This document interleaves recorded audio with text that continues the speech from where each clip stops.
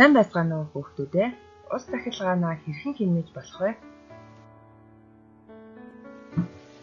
Сайн хэмнэх тулд бид яг ёстой юм бол Хэрэглээгүй үедээ усаа хааж хэвшээрээ. Тусал ус уурсахад маш их мөнгө урсаж байдаг гэдгийг ойлгох хэрэгтэй шүү хүүхдүүдээ.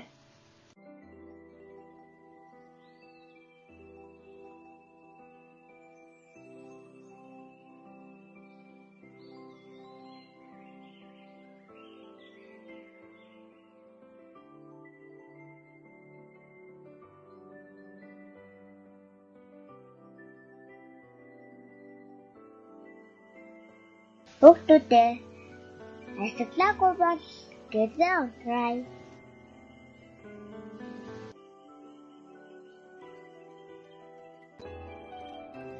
Бүгдээрээ ус дахилгаанаа хэмнээрэй. Баяртай хүүхдүүдээ.